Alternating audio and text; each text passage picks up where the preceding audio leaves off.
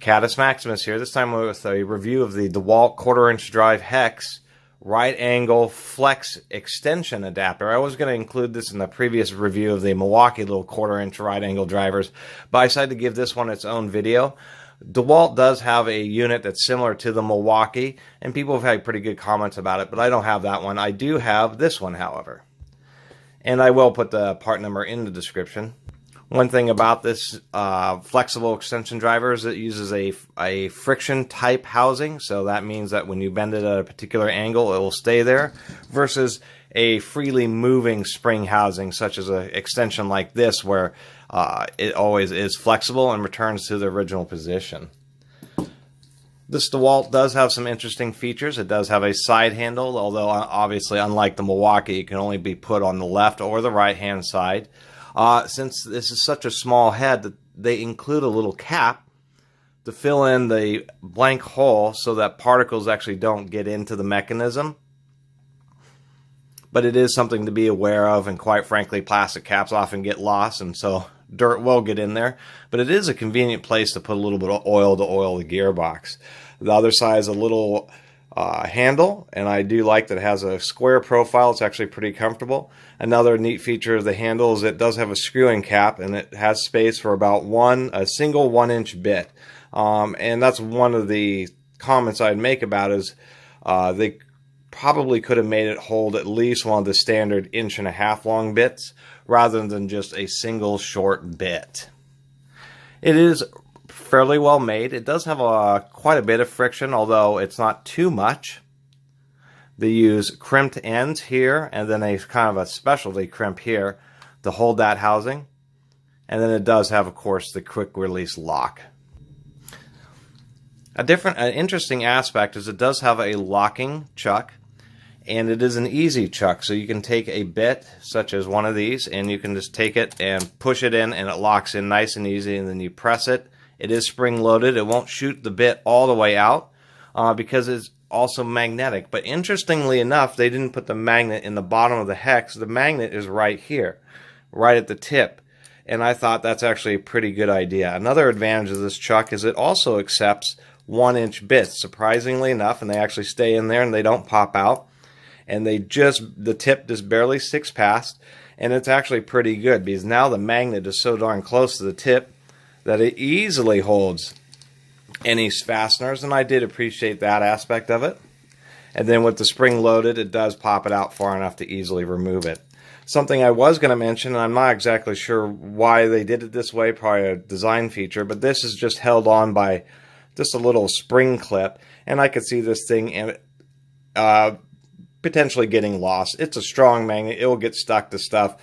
Eventually, this little ring, and particularly the aluminum trough that's cut out to hold it on, will end up wearing out, and so I worry over time that I'll end up losing the magnet off of this thing. And that's probably one of the biggest criticisms really of this. I also wanted to try to show, it may be quite difficult to see inside there. I've dug out the spring clip. It does have some small little gears, but they're not bad. And it does actually have one small rubber sealed ball bearing. And it does have a pretty nice stable spindle. The little bit of wobble that you see here is actually this collar for the quick release, not the spindle itself. And actually, let's go ahead and get a bit in there so we can demonstrate that a little better. Even the 1/4" will have a little bit of play. For a 1/4" quick change, it's really pretty good, and the machining is pretty tight. And I can say it's machined right down the center. There is no wobble. So one thing that I will also say is these are rated for impact. And a lot of people have had just these kind of right angle drivers and specialty tools for use with impact drivers. Most people have just to find time with them. You know, they end up breaking, but after months or a few years of use. And you know, you're driving primarily wood screws, and so a lot of force is being absorbed by the screw turning, etc. I've actually personally broken this one, but I'll have to say it was driving some large 5/16 screws deeply into white oak using one of DeWalt's new DCF 887 impact drivers, which puts out about 150 foot-pounds of torque. And so that's kind of the caveat, is these work in lots of situations because they aren't actually absorbing 100% of all the torque. If you were to put a bit in here and put it in a vise and then hammer away on a modern brushless impact driver on pretty much any of those little right angle adapters, I'm pretty sure you would blow them out. And so that's kind of the caveat, is people who are using them on heavy duty conditions, lots of old, really dry lumber that takes a lot of force to drive fasteners, will have more issues with these, because they're trying to strike a balance between these tools not being $100 and weighing, 5 pounds, just so they can, always take 150 foot-pounds of torque of impact energy for years and years. And that's something to kind of consider. As these are pretty good, they'll help you out in a pinch, but they're not made for heavy-duty, continuous industrial production use, And that comment's also in response. There's been quite a few reviews where, many of them, people are very satisfied with this tool. And then there's the reviews of people who've used them under very heavy-duty conditions continuously and blown them out. Otherwise, this tool is really unique. It's really pretty handy. You can get it to go at a 90 degree. It does not actually have much increased friction from straight to going at 90 degrees. And then this allows you to pretty much get into such a variety of situations. I understand why they came out with it, and that's why I bought it, was just because it combines two tools in one nice, convenient setup. And the side handle makes it pretty easy to grip. And it's actually not too bad to get a lot of force on top of it. Let me show you.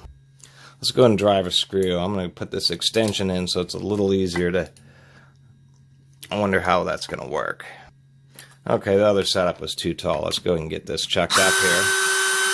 And I'm not going to use the impact driver with these kind of demonstrations, because impact drivers are just way too loud. They are really loud. All right, we already have our little 1-inch bit here. I can have the drill.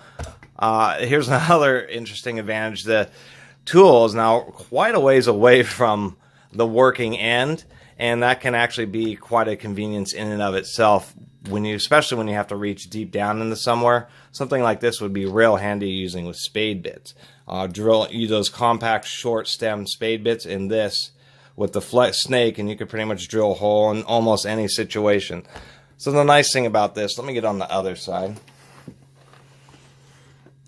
is you can get your hand all the way over the top, really get some nice pressure. The flexible extension turns out to be quite an advantage in this situation, because now you're able to manipulate and make sure you're nice and straight and square on the fastener without also having to make the tool follow it around.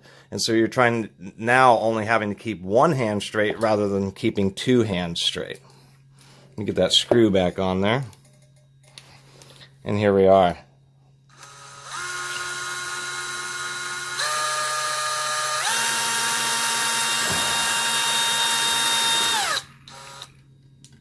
If I could get this to cooperate.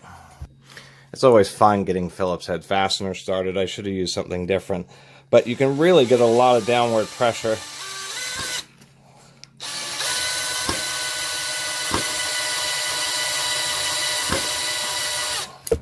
And even though that was a Phillips screw, and I was already off a little bit,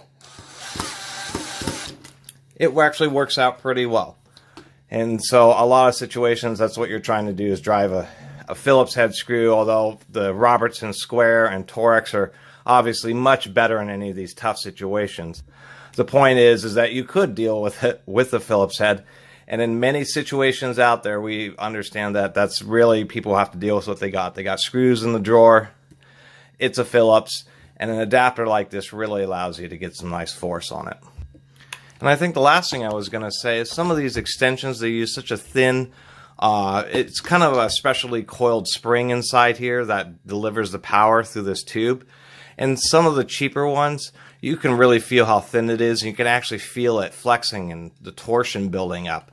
I did want to mention on this DeWalt, it really delivers the power nicely. You really don't feel spring tension building up in the tool. It really feels like it's just delivering a lot of the energy right to the tip.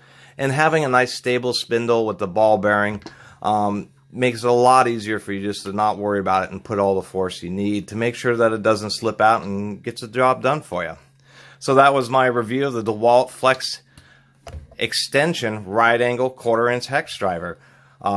Really appreciate everybody subscribing, and if you haven't subscribed, please do. Catus Maximus out.